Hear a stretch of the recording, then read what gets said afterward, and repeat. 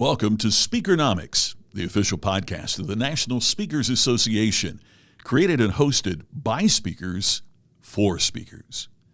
As we count down to the new year, we're celebrating our top 10 episodes of 2025, packed with powerful insights to help you become a better speaker and build a better business. Before we dive in, here's a quick announcement. Speakernomics is getting a glow up. Launching in January 2026, we're coming back with a fresh format, dynamic new hosts, and a stellar lineup of subject matter experts. Click the link below to subscribe and download wherever you listen to podcasts. The stage is set. Let's tune in. Finally, we have arrived at Speakernomics' #1 most popular episode.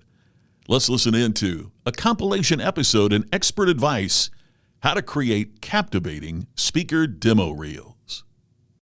And on this episode, we're going to do something a little different. We're not just going to hear from one speaking expert or even two, but from many.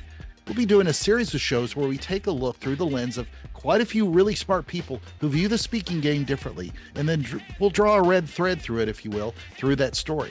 Now, to all my speaking friends, what makes a great demo reel? This is something I love to study, and I'm certain that if you're also a student in the sport that we call a career in professional speaking, then you love to study it as well. You're often working on or thinking about this important piece of collateral that can help your business and inform others via video about what you can do on and off the stage. Yet when creating that demo reel, many speakers too often rely on just what others are doing. We often go only to our speaker friends and get their advice on how the finished product looks. Makes sense, except that I'm fascinated at looking at problems and solutions from many perspectives, especially the ones of those who do something different, stand out in the speaking game as speakers, coaches, agents, video production experts, and most importantly, the meeting planners and bureaus who choose and hire us to make their events successful. Whatever the outcome, hopefully some of the advice will help you take a new look at your own reel and see if this helps answer some of the questions that come up for you. So let me tell you then whose expertise we're showcasing today. And don't forget, if you're not following their voices on the audio version, then make sure to check out NSA's YouTube channel to watch the video show there.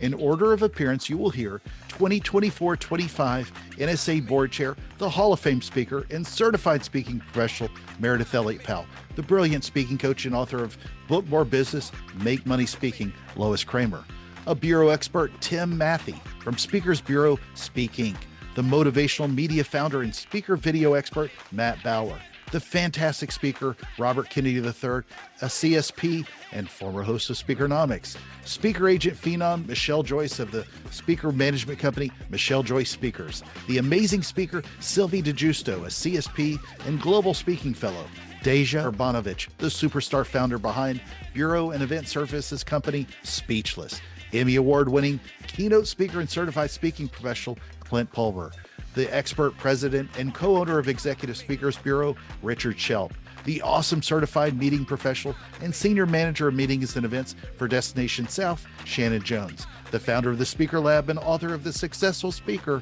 Brant Baldwin, the wise one, James Bockham of Red Propeller Speakers Bureau. And what better way to close this out than hearing from Chris West, the owner and founder of speaker video and brand building company, Video Narrative. And before we jump in, make sure to go to Speakernomics.com. That's where you can find the tips, insights, and knowledge to help you become a better speaker, build a better business, and get paid to speak. So wake the kids and phone the neighbors, grab some popcorn, and let's go to the movies. Speaker movies anyway, and hear from some great experts first, and then I'll see you on the other side of their insights. First, let's hear from, in order, Meredith Elliott-Powell, Lois Kramer, Tim Matthey, and then Matt Bauer. From your point of view, Meredith, what is it that makes a great demo reel? What's the kind of reel that we need today to help things really sizzle, if you will? Yeah, so I can tell you what I like and what I watch. I mean, number one, I look for the energy of it. I want it to be upbeat. I want to see the speaker on stage. I want to be able to, when I finish that video, understand what it is that they talk about. And if I hired them, what it is that I would get. And then I need them to be a mix of three things. I need them to have this incredible energy on the stage, like they're influential, they're engaging. I need them to be a little bit funny, and I need them to position themselves as an expert. I want to know that I'm putting somebody smart and confident on the stage who's got a message that is going to make my difference for the audience. So if you can pack that into a demo reel with a couple of testimonials, I'd be a happy girl. I think that's a good demo. All right, Lois, there are so many people that have great videos out there, but from your point of view, what is it that makes a great demo or speaker sizzle reel? The first thing I would say is never call it a sizzle reel. That's a show business term. And for corporations and associations, business people, they're looking for high content. They're looking for a speaker reel.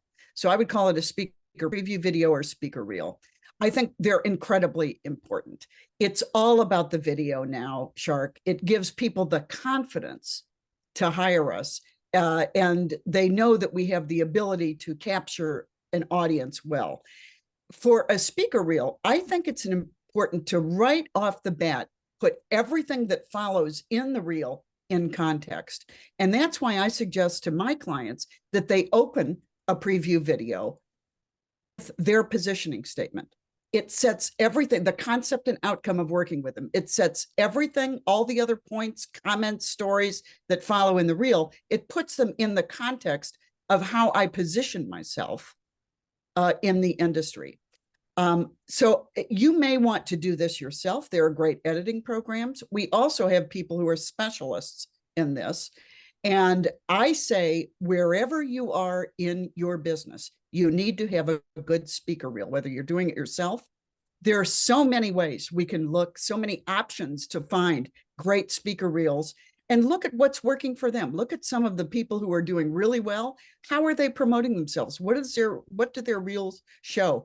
You don't have to spend a fortune for a speaker reel, but if you want to be on a main platform in a ballroom, I need to see you doing that in a speaker reel, not just in a room at a Holiday Inn with 20 people in the room.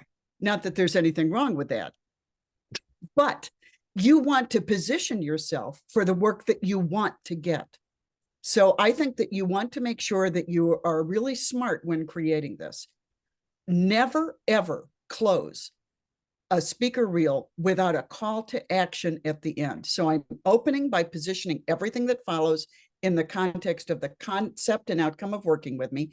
And I want to end with a call to action. And this can be very simple. When I spoke on sales, my speaker reel, the call to action was simply this. If you like what you see, I'd love to talk with you about how I can help you fast forward your selling skills. That was it. But it was an invitation to connect. And I think that that's important. You know, Shark, we always say, tell people what you want them to do. Tell people what you want them to do after you've looked at your speaker reel. Remember that I want you to remember something that bureaus have told me over the years. When they look at a speaker reel, and when you think of how many speaker reels they have to look at, I think this is very instructive. If they don't see you speaking on a platform within the first 10 seconds of the video, they move on to the next person. And too many times we open a video. I've seen videos where people are a talking head for too long, where they're showing an interview or they're showing them on a TV show. These are all great. But remember what people are hiring you for. They're hiring you to be on their platform. They want to see you on a platform giving some content. So those are just some tips, but look at what's working for some of our most successful friends and colleagues. That's a good place to start. Well, especially when you think of so many speaker reels, it goes back to that positioning statement. You've got to define early because they don't know. You've got to define, I work with X in order to Y so they can Z. Exactly. Shark, I have to tell you this cautionary tale, if I may. I worked with a speaker whose name I'm not going to use for obvious reasons, who did a program with me. I flew out to his office to work with him and his staff, and he sent me his speaker reel to look at before I went out. And I looked at it, and it was the production value unbelievable. And he said to me in the car on the way to the hotel where I was going to stay, I hope you like my speaker reel. I spent $20,000 on it. By the way, this was about 8 or 9 years ago. And I looked like this when he said it. And I knew if there was an ejection button in that car, I would have been on the side of the highway. Here's the only problem I had with it. I love the content, the production value, incredible, but it was a bunch of disconnected stories. Mm-hmm. He went back in studio, paid $100 to the person who made the video, $100 to redo the opening and give his positioning statement. Suddenly, everything that followed was in the context of the outcomes that he delivered. And it was a whole different experience just by positioning it prior to showing off his terrific talent. So I think that's really an important beginning. Great question. And I looked at more reels than you can imagine. To me, it's almost like a movie. There's no set formula. You just know a good movie when you see it, right? I wish I had a great formula. Again, I hate to use the word authentic again, but be authentically you. I mean, if you're a humorist, you probably want some humor in there. If you're an economist, probably want to see some numbers and some data. I just think you got to make it connect with you. I think meeting planners can see through the fluff and really see if this is really what you're putting out there. You know, if you want some data points, I don't want it more than 5 or 10 minutes. I want short clips, different audiences if I can have them, maybe some streaming stuff on the bottom with different, you know, clients you worked with, maybe some test video testimonials. I want, if you really want to get into it, is if you're saying a joke, I want to see that the audience is laughing, not just go to the audience. And if they're not laughing, that's a miss. And I think meeting planners can see that too. But I just think being authentically you on that demo is the key. And I know they're hard to make. I know the material's hard to get sometimes, but if you really want to go after it, do it right and make it you. And I think the other part is get people to check that video ahead of time, and don't make it your 5 best friends who are your, you know, yes people. You know, make it people who are going to give you fair and honest responses, be it other colleagues, maybe some meeting planners, maybe some bureau people can reach out. I get asked a lot to look at videos sometimes after they're done, and it's like, that's probably too late. I'm happy to check them ahead of time because I want to give that honest feedback to hopefully make more business for both of us. What do you think the right length is to you to be able to look through and be interested all the way through? I mean, obviously it's got to be good, but you know, there's a group of folks that want to do to the 2 to 4 minute mark, and then there's ones that want to do, you know, 4, 5, 6 minutes and so on. I think 5 minutes is fair. I mean, look, be honest, if a meeting professional, it's almost, you put your best material forward. That first 30 seconds needs to be your best stuff, because they're going to look on, off, move on. I mean, some look at a ton of different materials. So if they want to look longer, they'll take 5 minutes. And sometimes they'll call in, if they even have more of an interest, they'll call me and go, can I see a full length or something longer? And we'll get that to them. But to me, 5 minutes is plenty. But what's that said, make that their first 30 seconds the best you have. You know, you don't get a second chance at that first impression. Well, that's obviously down to, not obviously, but it's down to what the goal is. A great demo reel can be great for any number of reasons. It can be entertaining. It could be relatable. It could be, you know, lots of smoke and mirrors type stuff, you know, just kind of eye candy sort of stuff. Like, great is in the eye of the beholder, but what is the goal in you know, what does the greatness yield? And I think in my particular case, what goes into my demo reels is heart, and authenticity, and just realness and relatability. I think when there is an emotional connection or relatability in whatever you're watching, you're sold just by watching it, just by continuing to watch it, because it hits something on the personal side. You can't get anywhere with anybody, can't change anything about them unless they accept you on the personal side, and let their guard down and know, like, and trust you. And so as long as those elements are in a sizzle reel, demo reel, I think that's what makes it great. Next, let's hear from, in order, Robert Kinney III, Michelle Joyce, Sylvie DeGiusto, and Deja Urbanovich. Wow. Well, I'm not a meeting planner, So I don't know all of the things that they're looking for, but I'll tell you what grabs my attention. First of all, I like music. I'm a musician by trade. So I like the music that is appropriate and energetic underneath the different clips. I've seen some clips where, or some demo reels where it's just one speech and it's a long segment. For demo reels, I prefer shorter clips. Maybe you have 3, 4, 5, 6, whatever the number is, but your best stuff, 30 seconds of your best stuff, pop it in there, maybe have a couple of different angles, the right music underneath that, get it produced properly as well. You don't always have to hire the best videographer, but there are AI tools, there's software that you can put your clips in and it can mix it up and match it and do some of the effects for you. And that'll serve you until you can hire a great editor to make it pop. But the music, the atmosphere, the clips, the energy, for me, that really makes a fantastic demo reel. I think there is a trend right now with meeting planners where they are looking for longer, meatier clips of content.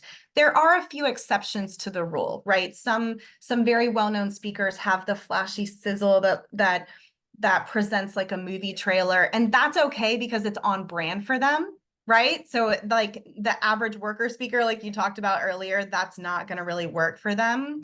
But I think gone are the days of those short, flashy sizzle reels.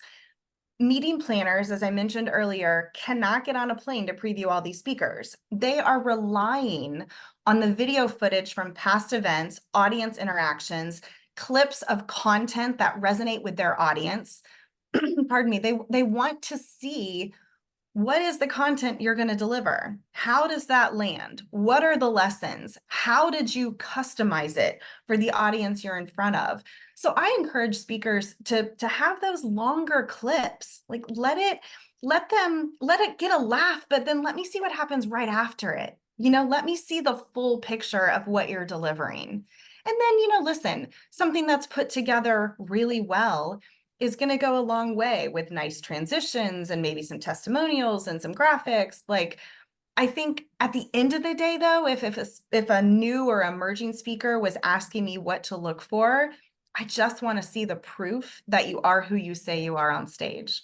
Well, and longer is a relative term because a lot of times this is not like putting out 10 or 15-minute clip. It could be 10 seconds to 30 seconds just there that isn't clip, cut up 87 different ways, and you see them for 2 seconds. Right. Yeah. It's like, you don't want all those cherry-picked one-liners that are super pretty and awesome. You want to get real. You want to be authentic. You want to show people, like, this is what I really do on stage. This is the story. This is the lesson. And this was the reaction that the audience got. I use a framework for every single of my demo reels, and I have to admit I have stolen it somewhere, and I wish I could now mention the name of the person I have learned it from, but I don't remember. So whoever taught me this, thank you very much. It was probably somebody from NSA, but it follows the concept of hook me, show me, prove me, sell me. Meaning, hook me right at the beginning with something incredible where I cannot stop watching. Then show me more detailed what you are actually delivering on stage, the content, your stage presence, and everything around it. Then prove me with testimonials, with feedbacks, with client logos that you're really doing what you're saying to do it, and then give me a reason to buy you, then sell to me, and I'm in. All right, Deja, from your point of view, what is it that makes a great demo reel to help people get the gig? Shark, I bet if you ask 100 people this question, you get 100 different answers. Because, I mean, it is so circumstantial, it's unbelievable. However, I will say, in my mind, as a bureau, when I'm looking to hire a speaker, especially a speaker I don't know yet, there's some table stakes, or what makes a great reel right off the bat is the quality of the audio. You are a speaker. I'm hiring a speaker. I'm not hiring a writer. And so no, it doesn't matter how great your website is or what is written about you or how you write your program descriptions. I want to see you. I want to see you speak because that is what I'm hiring you for. And if I can't hear you speak, we're dead in the water. So clear audio is the most important thing when it comes to a great speaker reel. Now, that's not so helpful. That's just like one check mark. But what makes it actually great is that I can discern right away if you're a great speaker for this audience. And how do I do that? Well, I think you've probably heard this a million times on any type of YouTube or marketing material that people make up their mind within the first 15 to 30 seconds. So with that in mind, you need to have some sort of compelling opening, or what Mickey Williams, a Hall of Fame NSA speaker, will say, start with a wow. And what that is for you can be totally different than what it is for me or what it is for Rachel, the hypothetical Rachel speaker. But whatever it is, it has to have some sort of compelling opening. So what I really like is when the speaker talks about what's in it for them, meaning the audience. Because if we can figure that out in the first 15 to 30 seconds, you're already proving the intrinsic value of you or of your program. A lot of times speakers make the mistake of talking about themselves. Even the intro. Hi, I'm Deja, and I speak on blah, blah, blah. I honestly don't care about that in the first 15 seconds. I want you to get up there, get in my face, and tell me why I need you. Not because of your resume. I can read that. So a great speaker reel has great audio. And in the first 15 to 30 seconds, it's a compelling opening that tells me the value, or the audience, the value that they're going to get out of you as the speaker. And then after that, I mean, in terms of great reels, it really just varies. Some people will say it should be 2 minutes. Some people like 90 seconds.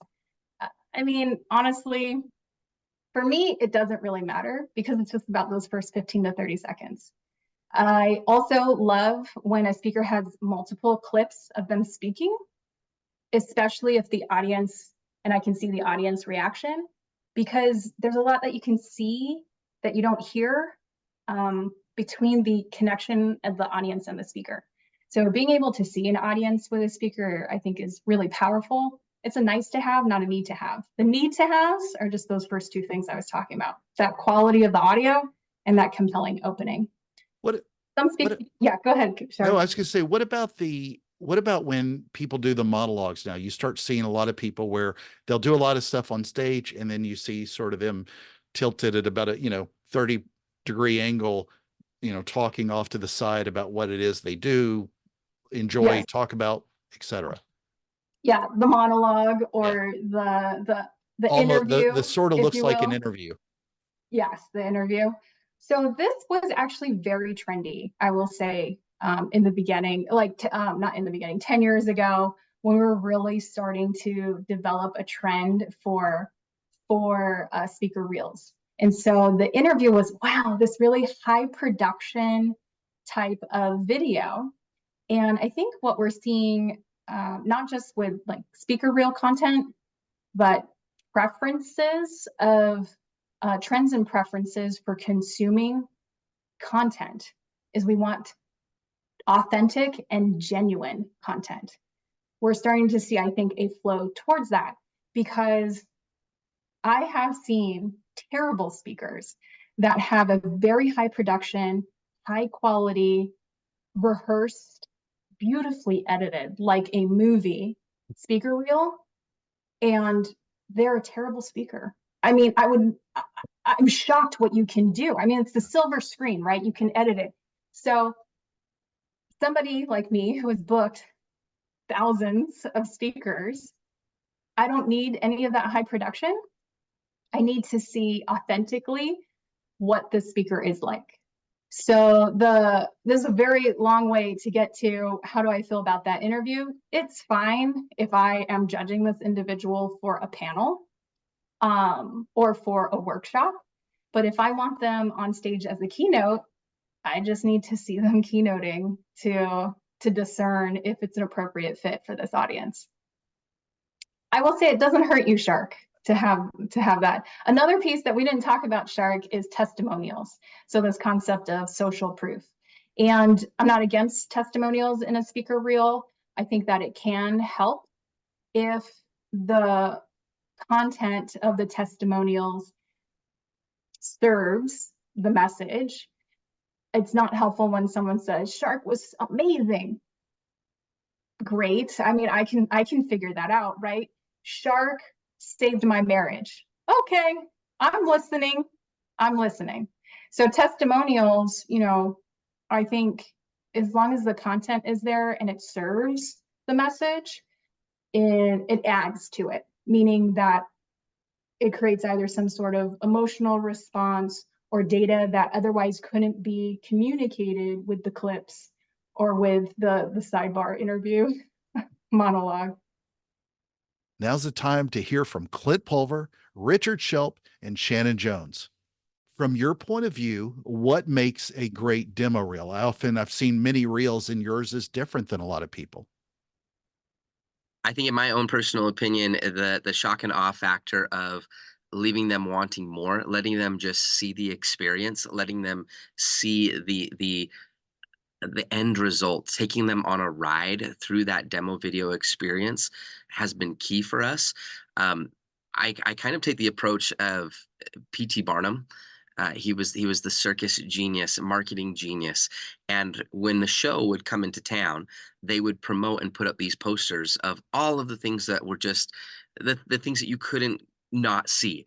A man surrounded by 500 tigers and the 7 wonders from the 7 lands, and it was like, oh my gosh, like I cannot not go to this show.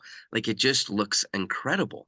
And in our marketing approach and in our video work, that is what we have tried to create, is that P.T. Barnum effect of just, it looks incredible, and I've got to buy a ticket. I've got to bring him in. I have to get on a phone call with him to learn more. I don't give the audience, I don't give the event planner, I don't give the client the opportunity to judge my presentation, my performance based off of me speaking in a demo video. I show them the overall experience, and then let's jump on a call and let's talk about the specifics and the needs for your audience, your attendees. And I think that's worked extremely well for us. For a bureau, what is it that makes a great demo reel that you can sell to clients that helps people get booked for gigs? That question is so important. And one of the reasons why it's so important is so many people get it wrong. And that is really, that's why that question is huge. First of all, before I even dig into 3 key areas, there's one overriding key area that people make the mistake on. Do not have the video be too long. If your video is 6 minutes, it's too long. If your video is 5.5 minutes, it's too long. As a matter of fact, I just had somebody that they were so proud of their video, they sent it to me, and it had some great inspirational things, and there was all kinds of stuff in it, and it was 5 minutes and 57 seconds. And I told them, I said, if you don't get this thing down to 3 minutes and 20 seconds, nobody's going to watch it. So that is item number 1. Item number 2 is you really need to make sure that the video communicates what you speak on. Mm-hmm. It's a very simple aspect, but somebody, when they watch the 3 minutes, they need to come away with going, this person is an innovation speaker who has a great background and can change what you guys are doing within your organization. Okay, that needs to be communicated in there some way. I got a video from somebody who is actually had some recognition factor. He was on America's Got Talent. And what was interesting is his video was nice. You could tell he was a good speaker. You could tell that he was on America's Got Talent. Oh, that's all good stuff. But when I finished the video, I had no idea what he spoke about. So that's item number 2, and that is key. The third one is you've got to make sure that your video is fast moving. You don't want long clips. You don't want long testimonials from somebody. You want to go a quick little B-roll view, speaking on something real quick, back up on stage, something from a narrator, boom, boom, boom, boom, boom, boom, boom. Main reason is these people who are watching it, they're busy people. If they're going to spend 3 minutes and 20 seconds watching your video, they got to be focused in on it every second as they're watching it. And that's the way you keep them focused. This day and time with short attention spans, you need fast moving things. That's the way our life is. So make sure your video reflects it. That's the third thing. And really, the fourth and last thing is you've really got to show your style in your demo video. Your speaking style's got to come across. If you're a high energy person, make sure that comes across. If you're humorous in what you're delivering, make sure that is. If you're more of an interactive type speaker, make sure that shows up in your video. Now, the other aspect of that along with it is engagement. You need to make sure that the audience that's watching the video sees how well you engage with the attendees in the audience. A lot of times people make the mistake of having in their video small audiences, disjointed audiences. It doesn't really communicate that energy that comes when you and the audience are together on something. And when you see, we get a lot of people that get picked just because they've done a great presentation in which the audience is totally engaged in what they're saying. I think it's a great point, especially about it's sort of talking about it almost like it's a movie, because when you watch a movie preview, which is, generally about 2.5 minutes to 3 minutes, by the end of the clip, you need to know if it's an action movie, if it's drama, suspense, a horror movie. There are a lot of videos out there, though, that you don't know. It's just saying it's a movie, but you have no idea what it is. And I think but a lot of speakers also think that sometimes they need longer videos because they think you want to see them speaking more and more and more. What would you say about that? And that's a great point, because you need to have that. You need to have that as an offshoot. You need that as an option. Maybe you have a 30-minute where it shows what you really like throughout a good portion of a presentation. And you may even want an intermediate type of video where it has longer clips and it's totally focused on content. Maybe that's only 10, 12 minutes. But your sizzle reel, the thing that's going to get people's attention, the thing that most of the people are going to watch, that needs to be no more than about 3 to 3.5 minutes, honestly. One last follow-up to that is a lot of people have incorporated over time this sort of monologue conversation where you see some sessions of them up on stage, but maybe they're sitting in an office space like you are now and they're telling a minute about themselves. What, as a bureau, do you think that helps or hurts people? I think if it's spent too long in that aspect where there's too much of that, it certainly hurts. I think it takes away from the overall energy that is in a video. It kind of slows everything down when you bring to it. So that is hurtful in that type of video. If that's all they're showing, okay, in a 10 to 12 minute video, say it's the 10 to 12 minute option where it's not the sizzle reel, but it's content. They need to see the content when you're delivering it in front of an audience, not talking to them in an office. But if it's a short clip, real quick, you sitting there making a comment about boom, and then you go to something else that's in B-roll, and maybe you're talking and there's B-roll showing and they're just hearing your voice. Something like that can work. It's just you got to be very careful with what you described. I think the quickness, I hate to say that because there's so much for everybody to advertise, but very few videos are so captivating that you will watch for a long period of time. And that's just the nature of today. You want to watch something and get a feel for it quickly, or you're swiping up or swiping over and moving on to the next thing. So I think starting off with what is important and relevant, and really just having some like pizzazz to it is key. And I think having, if you're putting it on your website, you can't understand exactly the audience that you're targeting, but if you are emailing it to somebody or showing it to somebody in person, having a few different videos that really can speak to the audience and what your client is exactly looking for, because I'm looking for something and you send me a video that's not at all relevant to what we've talked about that my needs are, I will write that off immediately because you didn't listen to me. And we didn't have, it feels like you didn't listen and we didn't have a relevant conversation. So those are my feelings on the reels. But I do think definitely a video that is quick, to the point, and really gives me an understanding of what my audience is going to experience when you step on stage in front of them. You said pizzazz, and I want to tap into that real quick. And I know you obviously know a ton of meeting planners as well, but it's always a matter of personal taste. But define just a simple example of what pizzazz might be to you? Because I think a lot of people may think theirs is pizzazzable. Making up a word. I like that new word. Yeah, pizzazzable. Yeah. I think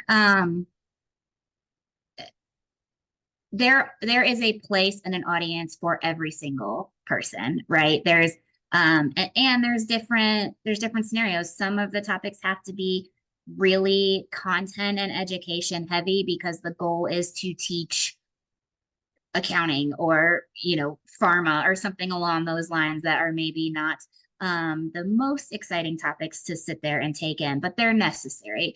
But I think pizzazz is somebody who goes on stage and you can feel their presence. You can look around the room and everybody's heads are not buried in their phones or buried in their laptops. They're sitting up straight, their eyes wide open, they're paying attention. Somebody that is working with the audience and not standing in one place on the stage from a lectern, speaking like this and not really having any inflection in their voice, and really just, engaging with the audience. Somebody that you walk on stage and you just know they're passionate about what's about to come out of their mouth, and you want to listen to what's about to come out of their mouth. It's a person that doesn't really need to convince you that you should listen. You just kind of know by their presence and their excitement to be on that stage in front of your audience. Now let's close this out with Grant Baldwin, James Bockham, and Chris West. All right, so here's a couple tips as it relates to making your demo video sizzle. One is to make sure that you are showing yourself actually speaking. One thing I see a lot today is a lot of speakers that are kind of showing this B-reel and kind of behind the scenes, or they're prepping, or they're walking up on stage, or they're interacting with the audience, and all that's good. But at the end of the day, the event planner is like, yeah, but like, what are you like on stage? I want to see that. And so make sure you're using a lot of footage of you actually speaking. Another thing that's nice to do is to ideally show you speaking in multiple different environments. Now that could be like, you're speaking in a setting, and then, you're changing clothes and speaking in a similar room just down the hall, but it just kind of shows like, hey, you've done this more than once. And so that gives speakers or event planners some more confidence. Another thing I would recommend is to update your demo video regularly. And so, there's a shelf life to demo videos. And as we speak over time, you start to get better footage, bigger audiences, better venues, your content becomes crisper, your overall ability becomes better. And so make sure that you don't say, hey, this is my one video that I'm ever gonna have. Like, no, that's version 1.0, but have the perspective of, I wanna be updating this pretty regularly as I get more and more and better content. And the third thing I'd say is to keep your video short. The reality is again, attention spans for not just event planners, decision makers, but just humans in general is really, really limited. So the same thing is like, if a friend or your grandma sends you a video, you got to check out this YouTube video. The first thing we all do is you go look in the lower left corner and see how long it is. And if it's anything more than a couple minutes, like grandma sent you this 17-minute video, you're like, grandma, what, are you mad at me? Like, what? There's no chance I'm going to watch this. And so you want to keep your videos short. Like, think of it like a movie trailer, like 2-3 minutes, just enough to give the decision maker something to go off of. They don't even need that full 2 or 3 minutes, because oftentimes, just like you're going to watch 30 seconds of it and have a pretty good idea of, do I want to go down this rabbit hole more? Now, if they're looking for more, you may have like a 8, 9, 10-minute version, but don't lead with that. Lead with just, again, a couple of minutes there, enough to kind of whet the appetite, give them something. But again, like the goal of a demo video and the goal of a movie trailer is to make people want to see more. A good demo reel, in my opinion, is one where a speaker is very interactive. I know some speakers' presentation style is that they just want to just stand there and talk. If that's their style, that's fine. But then if there are other speakers that just want to interact, like I said, with the audience and move about, because I've seen some speakers that will turn flips and do magic, and that's what an audience is looking for because they want it to be fun and entertaining. The best speaker reel in the world will have a clear story. Our brains do not want to burn calories. We want to conserve energy as much as possible. And most speaker reels have so much going on and try to pack so much into it that they don't tell one clear story, right? And the secret is you have to, in the first 30 seconds, show the problem that you solve and your solution to it. If you get those first 30 seconds to a minute right, people will go, oh, that speaker speaks about this and is for us. And most people spend that first minute talking all about themselves. The actual first thing that you need to do for the first 15 to 20 seconds is actually define the problem that you solve and the solution to it. And so the best thing any speaker reel can do is tell a complete story. Do you tend to do that through audio description or speaking about the problem, or just with titles and subtitles and things like that? Yeah, that's what's so helpful for everyone is that if I can just share that every time we create a speaker reel, we create 5 movements. And so the first one is the problem and the solution. The second is insight. Most people, you're talking with bureau owners for years, event planners, people who have watched speaker reels, most people want to know why they're having the problem they're having. And if you can give them insight into it, man, they love it. The brain loves it. And at that point, the video then starts telling them why you're uniquely qualified to solve it. And at that exact moment, there's a part in every keynote, and you can look at your keynote and you can find it where you say something like this. So what do we do about that? Or you say, so where do we go from here? Or you say, so if that's the problem, the real question is, how do you solve it? And there's some little moment at that moment in every video, we drop the music out and we let the brain go, oh, they're going to teach us something.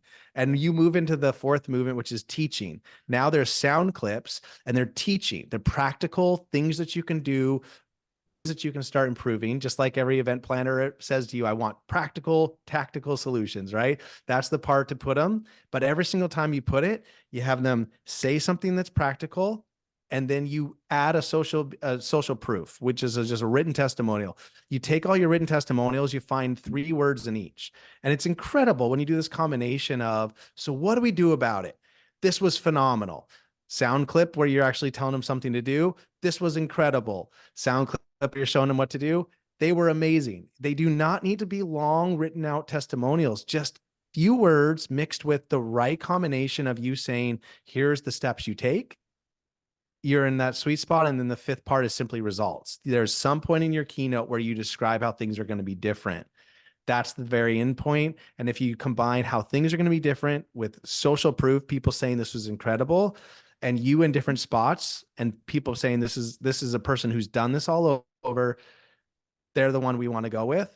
Those 5 movements: problem and your solution, insight to it, your credibility, the teaching you provide, and the results you create. You go and look at the 600 plus speaker reels we've created, although they all look different, every single one of them follows that formula. And it's the formula that literally makes people say yes to you over someone else.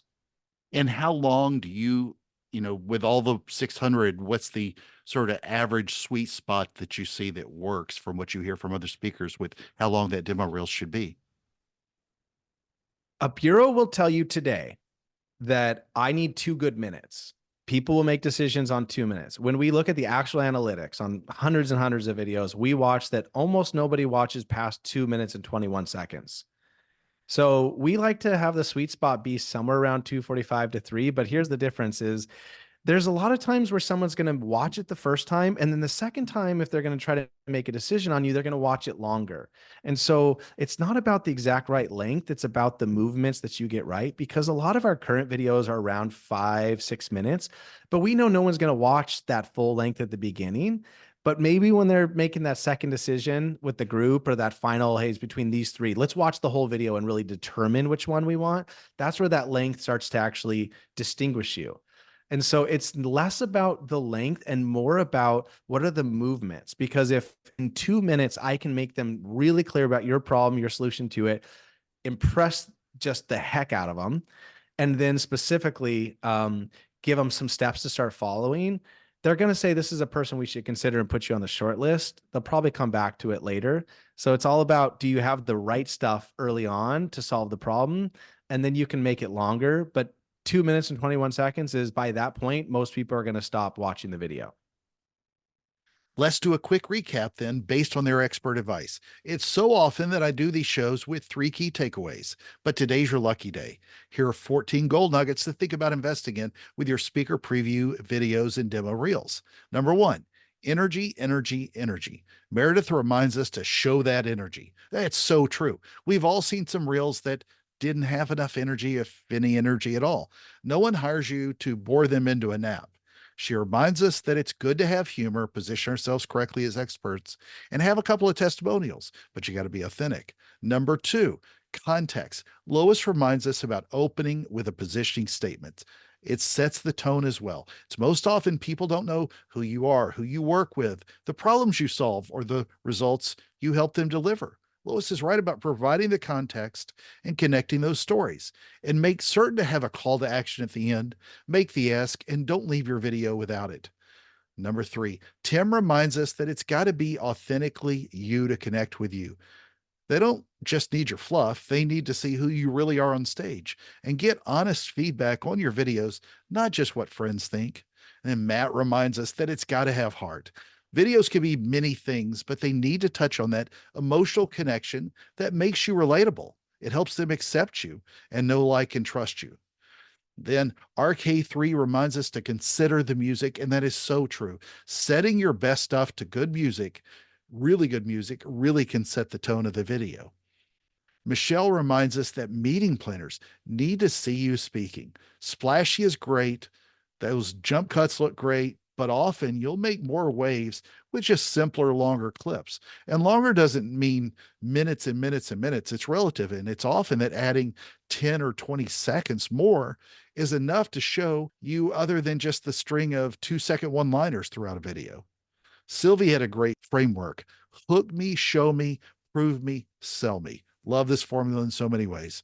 Then I loved Deja's point in that we talk about the video part all day, but she reminds us to have great audio. They want to see you, but they must also have clear audio and hear you speak. And follow that with a wow and how what you speak on shows in it for them, the audience. Then sell them on experience. I love Clint's video because he's a very successful speaker using a video format that goes beyond what a lot of others do. It doesn't have as much time on stage talking as, say, others. It doesn't fit the best practices, but he reminds us to take them on a ride and let them see and experience. It's a good P.T. Barnum reference. You must see this to believe it. It must be incredible and make them want to buy a ticket to your show and to see you speak. Leave them wanting more. Richard reminds us that, and I love this, in that you don't want it to be too long.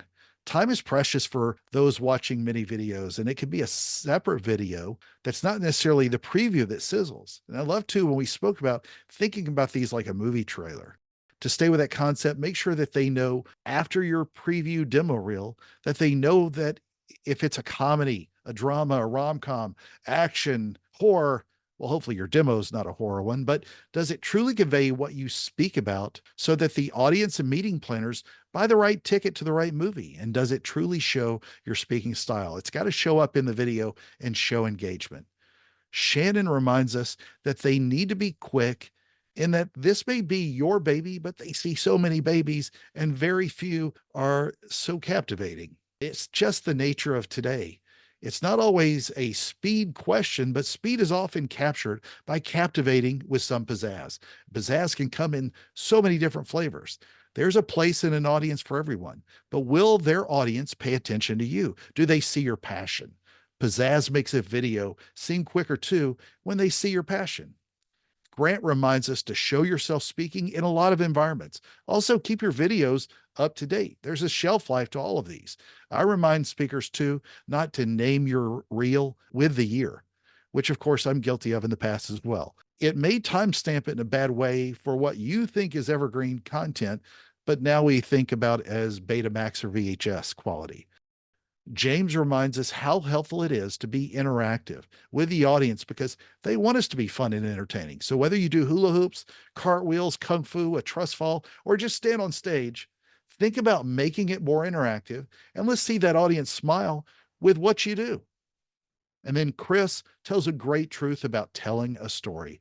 They, in their own company, do that through movements to create insights into how you help solve the audience's problems. They do that through 5 moments with problem and solution, insight into it, credibility, the teaching you provide, and the results you create.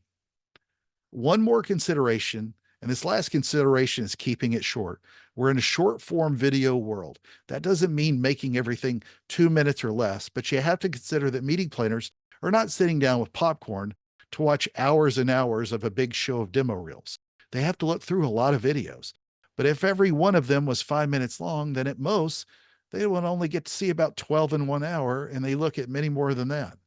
So start thinking about putting it in a context that people want to see in a quicker, fast-paced world. So many smart folks here with great advice, and now it's time to go take a new look at your own demo reel. And hopefully some of this advice will remind you not of bad best practices, but those that actually help speakers get the gig. Friends, make sure to join us at Speakernomics.com and let your voice be heard. I'm Kenneth Kinney, your host of the National Speakers Association's podcast, Speakernomics, and this has been another fantastic episode of the show. Thank you for the privilege of your time. And remember, Speakernomics is the podcast where you'll learn to speak, get paid, repeat. Thank you for listening to Speakernomics, the official podcast of the National Speakers Association. Interested in taking your speaking career to the next level? If you'd like more information on becoming a member of the National Speakers Association, just click the link in the description below. And don't miss your chance to attend NSA's Thrive Conference in New Orleans this February 2026. It's the ultimate event to gain exclusive insights and practical skills from top industry leaders. That link is in the description too. We'll see you there.